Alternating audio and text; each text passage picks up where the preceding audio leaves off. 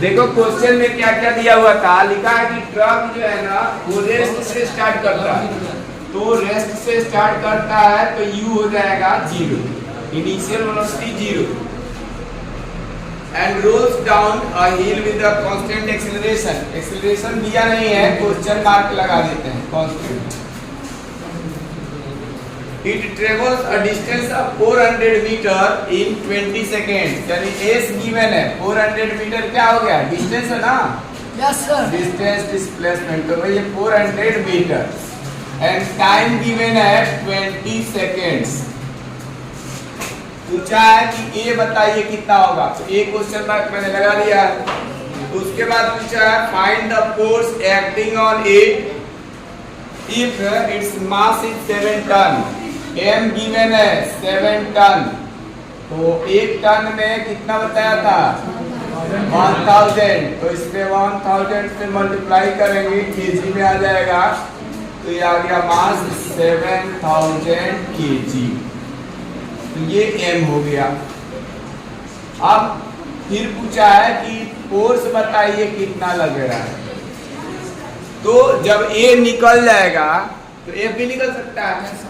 तो यहाँ देखो हमने कहा कि s दिया है, t दिया है और u दिया है, तो आप यहाँ लिखेंगे बाई यूजिंग कौन सा इक्वेशन यूज करेंगे, सेकेंड, थर्ड थोड़े, second equation of motion, s equal to ut plus half at square, ठीक है।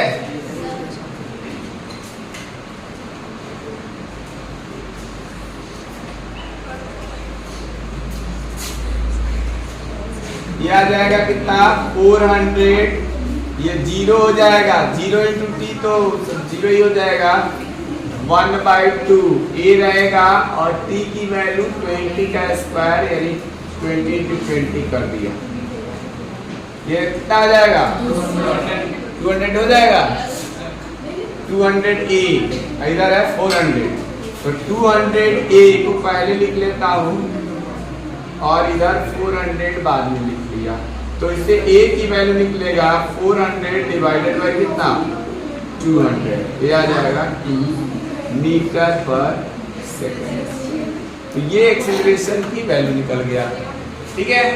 अब क्या चाहिए फोर्स, फोर्स का फॉर्मूला क्या होता है F equal to m into a, m दिया है 7000 केजी और एक्सेलरेशन है 2 मीटर पर सेकेंड स्क्वायर, और ये KG metre per second square को न्यूटन कहा जाता है, और 7 पे 2 से मल्टीप्लाई करोगे 14, आइए 000 इस पे लिख दो, तो इतना न्यूटन, तो ये आंसर आ गया। अगर इसको पावर के फॉर्म में लिखना चाहो 14000 को, तो हम क्या लिख सकते हैं 1.4 इंटू 10 टू दी पावर 4, ठीक है, ये आ जाएगा। इसी कोई दिक्कत तो बताओ।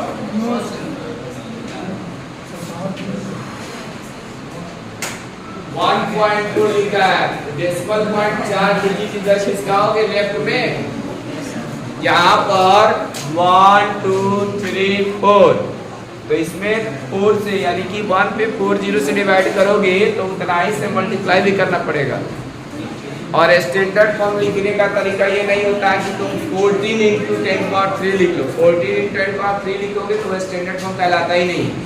स्टैंडर्ड फॉर्म लिखने का तरीका होता है या साइंटिफिक फॉर्म कि डेसिमल पॉइंट से ठीक पहले केवल एक डिजिट होना चाहिए, तो इसीलिए 10⁴ होगा। आंसर हो सकता है बुक में तुम्हारा डिफरेंट दिया हो, लेकिन उससे कोई लेना देना।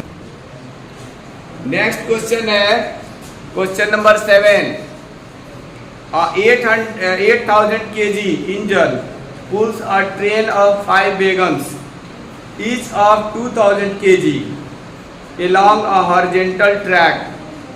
If the engine exerts a force of 40,000 Newton and the track offers a friction of 5000 Newton, then calculate A, the net accelerating force, and D acceleration of the train.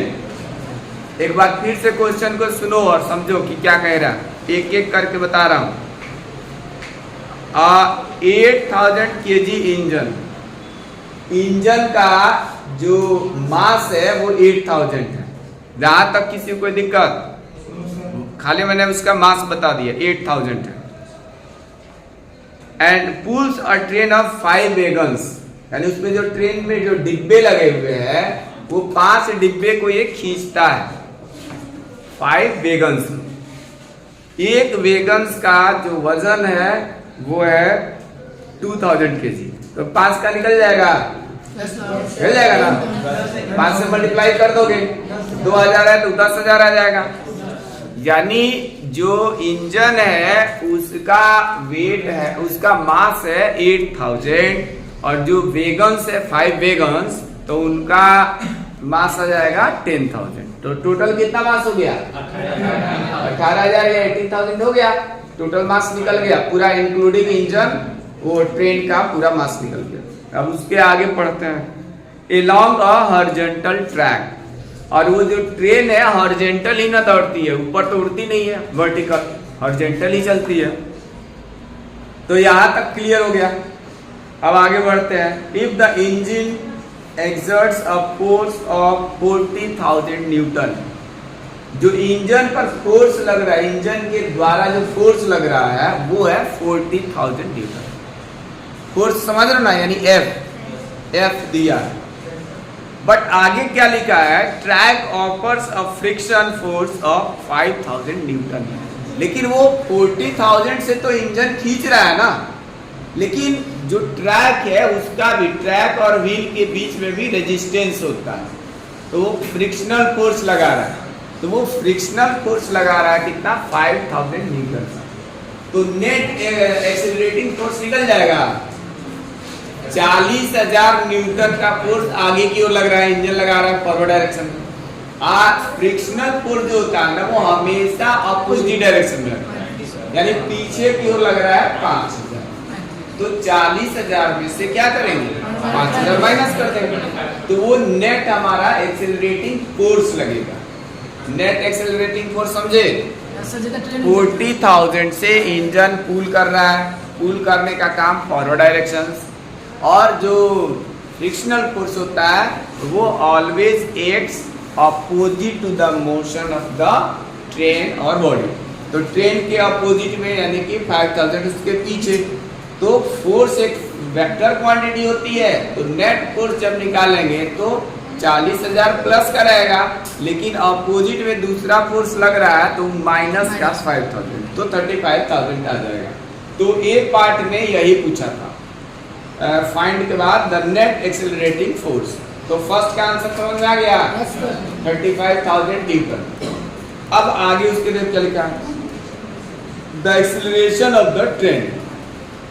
अब एक्सेलरेशन ऑफ द ट्रेन कैसे निकलेगा? तो हम लोगों ने net force निकाल लिया कि 35,000 आएगा, और 35,000 नेट फोर्स हो गया, और मास मैंने बता ही दिया था। उस इंजन को कितना खींचना था? अपना वेट और साथ साथ 5 वेगन्स का। एक वेगन का मास था 2000, तो 5 का कितना हो जाएगा? 10, और 8,000 इंजन, तो 18,000 जो था वो मास हो जाएगा। मास है 18,000, और एक्सेलरेटिंग फोर्स हम लोगों ने निकाला 35,000। तो मास पता चल गया और फोर्स पता चल गया, एक्सेलरेशन नहीं निकलेगा। F इक्वल टू m होता है, तो a निकालोगे तो F बाई m, तो यानी 35,000 डिवाइडेड बाई कितना? 18,000, जो आएगा वही आंसर हो जाएगा। लेकिन अब इसको तो हमने समझा दिया, लेकिन रिटर्न में इसको बता देते हैं। जो जो दिया है उसको फटाफट लिख लेता हूँ। क्वेश्चन नंबर 7 है, 7 में m हो जाएगा, ये टोटल m लिख लेते हैं। टोटल m कहने का मतलब इंजन का मास और प्लस 5 वेगन्स का। तो हम यहाँ पर 8,000, तुमको अगर ज्यादा बढ़िया से लिखना है तो मास ऑफ द पहले इंजन लिखो, फिर मास ऑफ द 5 वेगन्स, फिर टोटल मास लिखो, तुम्हारी इच्छा है। अब हम समझा दिए तो डायरेक्ट लिख देते हैं 8,000 और प्लस कितना? 5 इंटू 2,000 kg, ये 5 वेगन्स, और इस तरह से आ जाएगा 18,000। ये 10,000 ये आएगा और ये मिला करके हो जाएगा 18,000। तो मास निकल गया, ठीक है। और इंजन जो है कूलिंग फोर्स लगा रहा है उसको मैं लिख देता हूं और तब नेट फोर्स लिखूंगा। Force exerted by the engine, वो कितना लग रहा था 40,000 न्यूटन, ठीक है। और फ्रिक्शनल फोर्स कितना लग रहा था, frictional force by the track,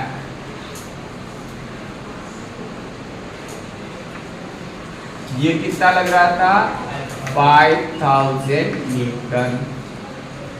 अब ये पार्ट में पूछा था नेट एक्सेलरेटिंग फोर्स, ठीक है। तो यहां लिखेंगे the net accelerating force F equal to, अब यहाँ जो मैंने फोर्स लिखा है ना इसका कुछ नाम दिया नहीं है, फोन F या कुछ भी नाम लिखा ही नहीं, तो यहाँ तो मैंने लेकिन समझा दिया था ना कि क्या चाहिए। ये चीज फॉरवर्ड डायरेक्शन में तो फ्रिक्शन अपोजिट में लगता है, तो हम यहाँ डायरेक्ट नेट फोर्स की जगह पे 40,000 और माइनस 5,000 यहाँ पे कर देंगे और ये कितना आ जाएगा 35,000। तो एक आंसर दिया।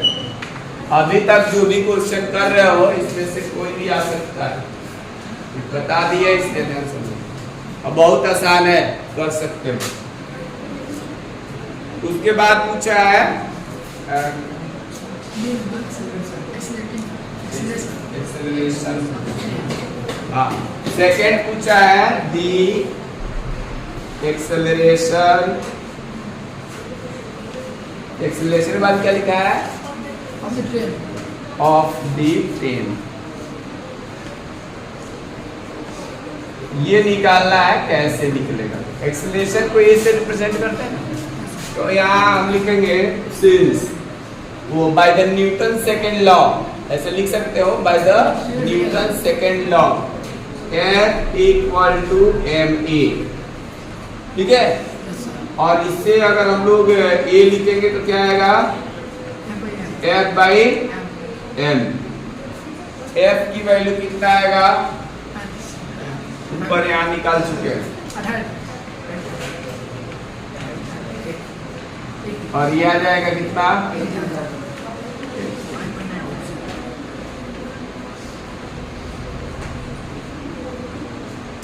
कितना आ गया 35/80 न्यूटन पर केजी को ही मीटर पर सेकंड स्क्वायर कैंसिल कर लोगे।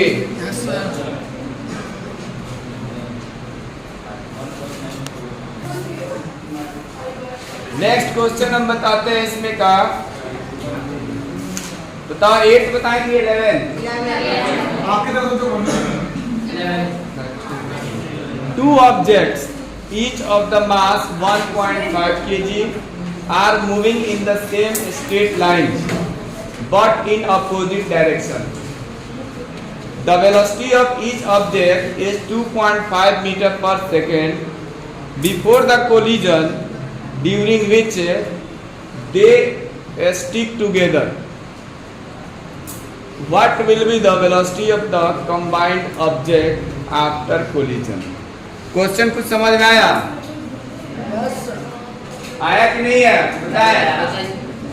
जैसे दो बॉडी है, दो ऑब्जेक्ट है कोई भी, और सेम स्ट्रेट लाइन पे चलता है, सेम वेलोसिटी है, इधर चल रहा है, और दूसरा जो है ना वो भी इसी स्ट्रेट लाइन पे चल रहा है, लेकिन लिखा है but in the opposite direction, यानी एक इधर जा रहा है तो दूसरा इधर आ रहा है, यही लिखा है। पढ़ के देखो फिर से। 2 objects each of the mass 1.5 kg, यानी ये जो मास है m1 ये 1.5 kg का है, और ईच बोला है तो m2 भी हमारा कितना होगा, ये भी 1.5 kg का ही होगा। टू बॉडीज या two object each of the mass 1.5 kg, तो यानी m1 और m2 दोनों 1.5 kg ही हो गया। यहाँ तक कोई प्रॉब्लम किसी को? उसके बाद बोला है are moving in the same straight line, तो सेम स्ट्रेट लाइन में मूव कर रहा है बट इन अपोजिट डायरेक्शन, लेकिन वो उल्टा चल रहा है। यानी एक देखो इधर लेफ्ट टू राइट हमने फिगर बनाया है, तो दूसरा उधर राइट टू लेफ्ट। ये लाइन जो है ना दोनों बराबर ही कर रहे हैं, पता है क्यों? क्योंकि उसमें लिखा है कि दोनों सेम स्पीड से मूव कर रहे हैं। The velocity of each object is 2.5 metre per second. अब ये बिफोर कोलिजन यानी टकराने से पहले इसकी भी जो वेलोसिटी है वो 2.5 मीटर पर सेकेंड ही है, और इसकी भी जो वेलोसिटी है वो भी कितना है? 2.5 मीटर पर सेकेंड। अब थोड़ा सा ध्यान देना, वेलोसिटी जो होती है एक वेक्टर क्वांटिटी होती है। कैसी क्वांटिटी होती है? Vector quantity. और वेक्टर क्वांटिटी होती है, वेक्टर क्वांटिटी होती है तो उसमें हम लोगों को साइन भी देखना होता है। तो इधर लेफ्ट टू राइट वाला मैंने फिगर में प्लस का लिया है वेलोसिटी, तो राइट टू लेफ्ट जब आएगा ना तो ये कैसा हो जाएगा? माइनस। यहीं पर इस क्वेश्चन में थोड़ा ध्यान देना। पहली बात तो हो गया साइन का। अब उसके आगे क्या पूछा? Before the collision during which they stick together. जैसे हमने बताया था कि जब कोई भी बॉडी टकराती है ना, तो जैसे ही वो कोलाइड करती है, टकराती है, तो कुछ सेकेंड्स या कुछ मोमेंट्स के लिए वो आपस में स्टिक कर रहा है, नहीं? और उसके बाद पूछा कि जब वो स्टिक कर जाती है तब बताइए कि कंबाइंड ऑब्जेक्ट का फाइनल वेलोसिटी क्या होगा? इनिशियल तो दोनों का दिया हुआ है before collision, and after collision नहीं पूछा है, वो पूछा है ड्यूरिंग द कोलिजन, क्योंकि वो लिखा है कि जब वो लोग दोनों क्या होते हैं? स्टिक कर जाते हैं कोलाइड होने से पहले, तो उसका बताइए कि क्या फाइनल वेलोसिटी होगा। तो m1 u1 m2 u2 से हम क्या करेंगे? पूरे सिस्टम का बिफोर कोलिजन टोटल मोमेंटम निकालेंगे। टोटल मोमेंटम निकल जाएगा ना, फर्स्ट बॉडी का या फर्स्ट ऑब्जेक्ट का मोमेंटम प्लस सेकंड ऑब्जेक्ट का मोमेंटम निकल जाएगा। और कंबाइंड का निकालना है, तो कंबाइंड के केसेस में दोनों जो मासेज होते हैं वो कुछ देर के लिए क्या कर जाएंगे? स्टिक कर जाएंगे, आपस में दोनों क्या हो जाएंगे? चिपक जाएंगे। यानी ये यहाँ पर हम जब ये स्टिक करेंगे तो इनका total mass m1 plus m2 हो जाएगा, और वेलोसिटी इसकी जो होगी वो हमें नहीं पता, मान लेते हैं वो v मान लेते हैं, तो v निकल। तो यहाँ लिखेंगे बिफोर कोलिजन। ये क्वेश्चन नंबर कौन सा है? 11।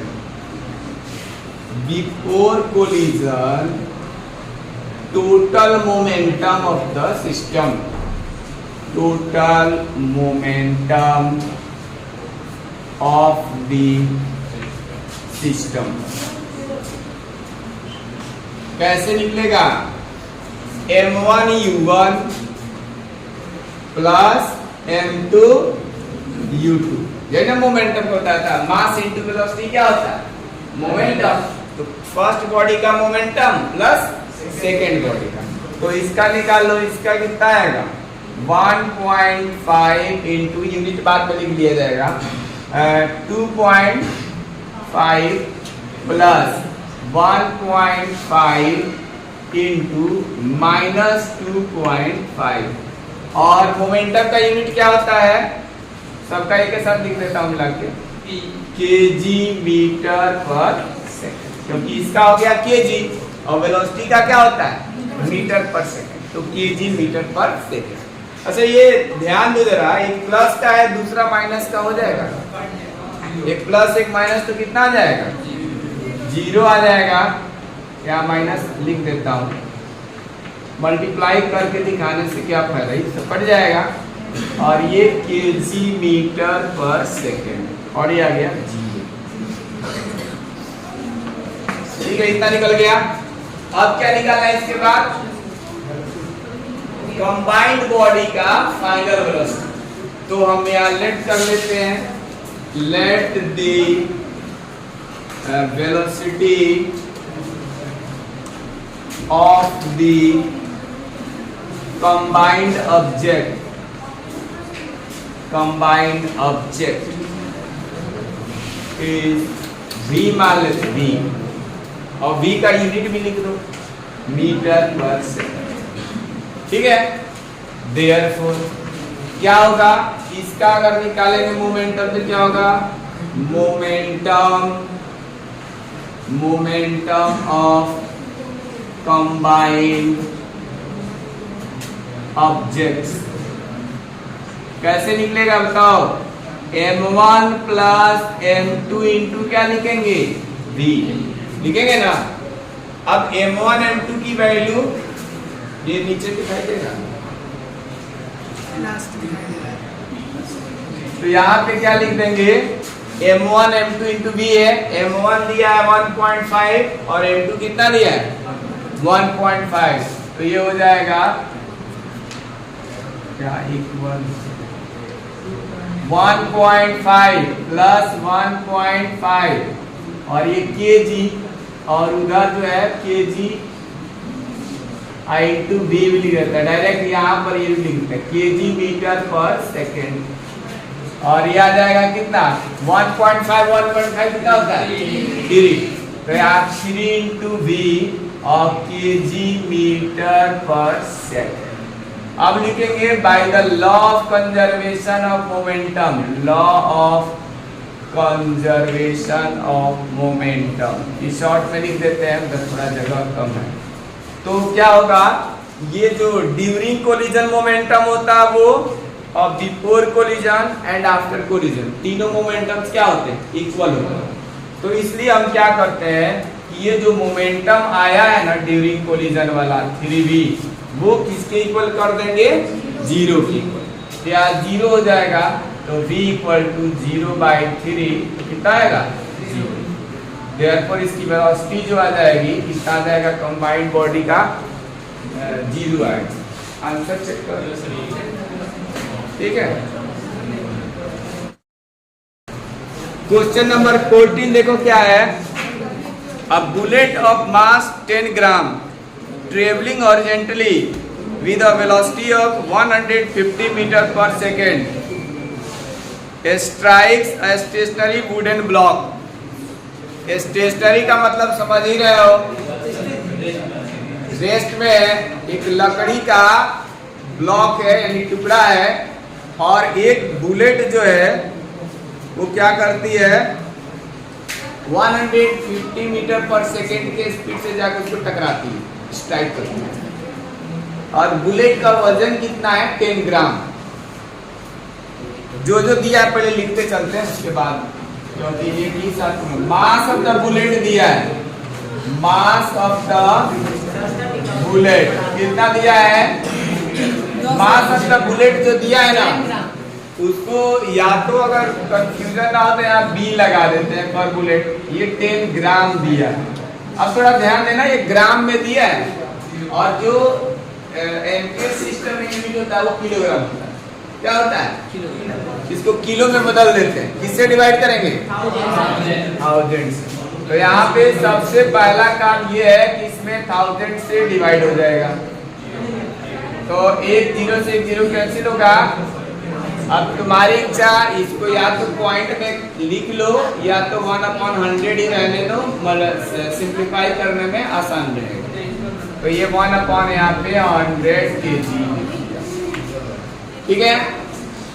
तो उसके आगे चलता है velocity of the 150 metre per second, यानी बुलेट की जो वेलोसिटी है वो दिया है, velocity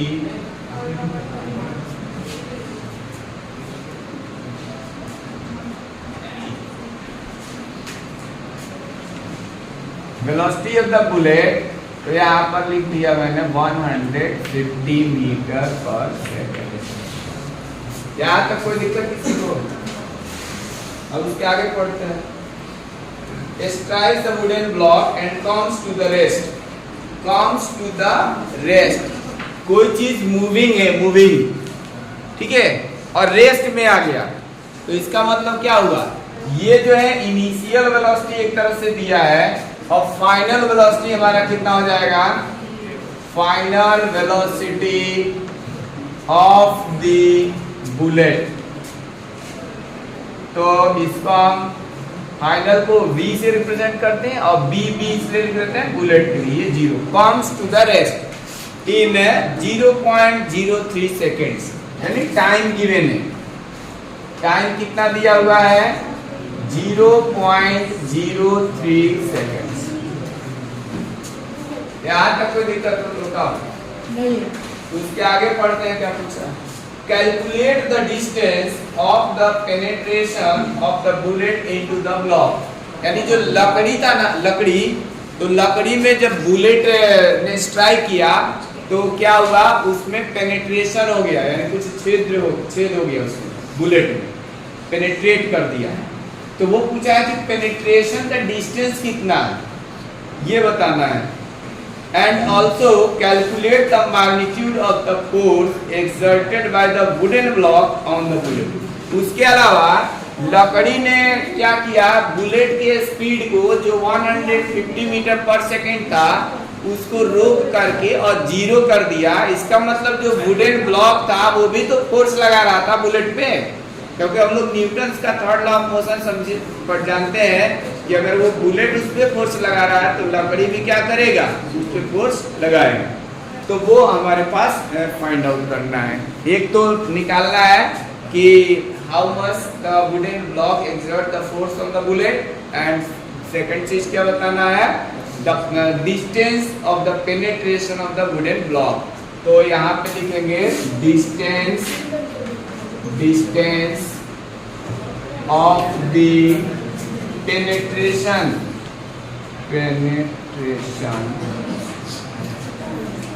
in the wooden block।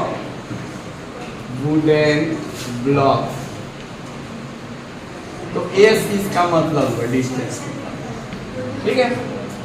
अब बताओ क्या क्या कर सकते हैं। फोर्स तो निकालना है, तो फोर्स के लिए क्या होता है, F इक्वल टू mx किया जाता है। तो मास दिया था बुलेट का, इसका मतलब इस बुलेट का एक्सेलरेशन हमें पता करना पड़ेगा। क्या पता करना पड़ेगा? Acceleration. Force equal to mass into acceleration होता है, तो फोर्स निकल जाएगा।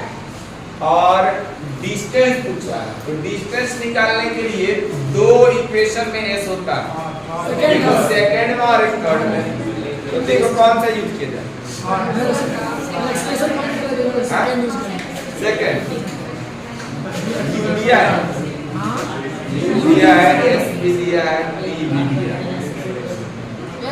सेकंड से भी हो जाएगा, थर्ड से भी नहीं, थर्ड से नहीं होगा, क्योंकि थर्ड में क्या कहते हैं S चाहिए होता है। अच्छा उसमें दिया नहीं है, IA भी चाहिए होता है, तो हम लोग सेकंड ही यूज करेंगे। जो हमारा सेकंड इक्वेशन होता है, यहाँ पर लिख देता हूँ,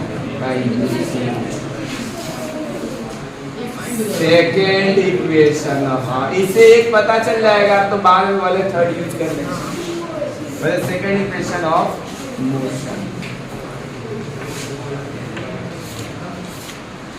S equal to ut plus half AT square. अब यहाँ U2 के जगह V इसलिए नहीं लिख रहे हैं कि केवल बुलेट ही है ना, बुलेट के अलावा गन वन तो दिया नहीं है।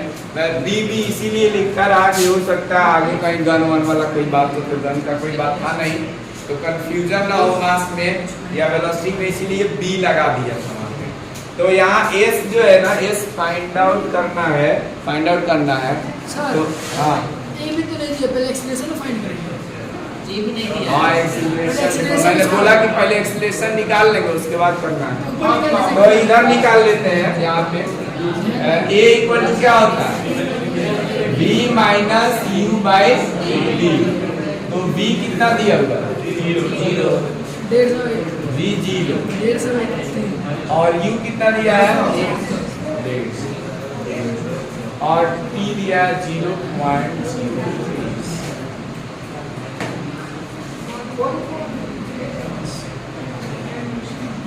ये देखो कितना आ जाएगा, माइनस 150 तो रहेगा ही, और ये जो 0.03 है ना, इसको 3/100 करेंगे। क्या करेंगे, 3/100, तो 100 चला जाएगा न्यूमरेटर में, और ये मीटर पर सेकंड स्क्वायर। सेकंड पावर यहाँ 1 है, यहाँ -1 है तो -2 हो जाएगा।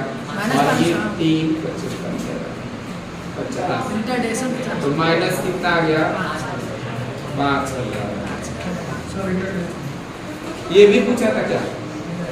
ये तो नहीं पूछा था, एस पूछा था और एफ पूछा। तो ये हो गया। और क्या एफ भी पूछा था हमने, यहाँ एफ क्वेश्चन मार्क नहीं दिया था, एफ भी पूछा था। अब हम लोग यूज कर सकते हैं, अब तो थर्ड भी यूज कर सकते हैं, सेकंड अब तो इसी तरह कौन सा यूज किया जाता है?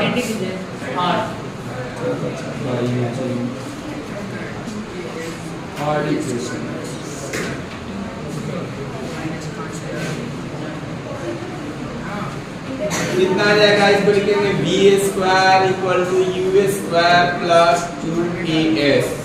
अच्छा यहाँ थोड़ा सा ध्यान देना, जब भी रिटार्डेशन वाली बात होती है ना, तो अगर तुम पहले से ही यहाँ पे माइनस ले लेते हो, तो माइनस अगर यहाँ पहले से ले लिया जाता है तो उसको से ही माइनस साइन मिलेगा। अगर नहीं लेते हो तो सॉल्व करने को ऑटोमेटिक माइनस आ जाएगा। देख लो जैसे यहाँ पे सॉल्व किया है तो देखो ना, रिटार्डेशन है तो v minus u by D किया तो ऑलरेडी माइनस का है। Negative acceleration is called retardation. तो ये ऑलरेडी आ गया है माइनस, तो हम माइनस रख देंगे, यहाँ साइन चेंज करने की जरूरत नहीं। v के जगह क्या लिख देंगे 0, और 0 का स्क्वायर 0 ही होता है। तो तुम्हारी इच्छा लिखना चाहो लिखो, नहीं तो हम चलो लगा देते हैं, कंफ्यूजन ना हो।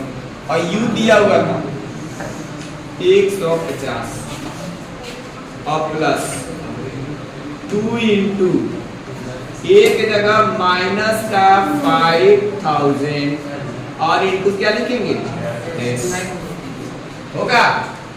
ये माइनस का 5000 में 2 से मल्टीप्लाई होगा कितना आ जाएगा? 5000 का गुना 10 कराएगा तो माइनस का 10000 आएगा। लेफ्ट में लाएंगे तो प्लस का 225 और डिवाइडेड बाई 100 तो आ जाएगा 2.25 मीटर। ये देख लो एक आंसर ये दिया होगा, एक आंसर मिला लो, ये दिया होगा 225 दिया होगा।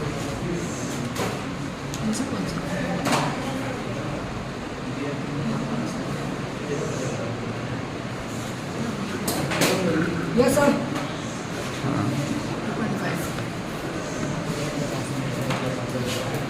तो 225 हो गया। उसके बाद इधर तो अभी नोट नहीं किए होंगे, एक भी यहाँ पे निकाल देते हैं, जगह नहीं होगा। यहाँ तक ये लिखने के बाद ना इधर का नोट करना है, और तब ये अब यहाँ पे इधर हम बता देते हैं फोर्स निकालना था। तो ए दिया हुआ है, एम भी दिया है, तो F इक्वल टू होता है m इंटू, ये सेकंड पार्ट है, F equal to m into a. m दिया हुआ है 1 बाई कितना 100 और a निकाल चुके हैं माइनस का 5000 मीटर पर सेकंड। ये 2 जीरो से 2 जीरो कैंसिल कर दो, कितना आएगा? माइनस का 50 आएगा ना, केजी मीटर पर सेकंड स्क्वायर, यानी माइनस का 50 न्यूटन। निगेटिव क्यों आया बताओ? हाँ, मतलब वो वुडन ब्लॉक जो है ना, उसके बुलेट के मोशन के अपोजिट डायरेक्शन में फोर्स लगा रहा है। तो जब आंसर लिखेंगे तो यहाँ लिखेंगे the force exerted by the wooden block equal to 50 Newton. Language लिख करके इसे करेंगे तो माइनस नहीं लगेगा, माइनस हट जाएगा, ध्यान देना। निगेटिव आया था क्योंकि वुडन जो हमने बुलेट लिया था उसका वेलोसिटी पॉजिटिव, तो ये जो लगा था ये क्या कहते हैं वुडन ब्लॉक का अपोजिट, इसलिए ऐसे लिया था। नोट कर लो।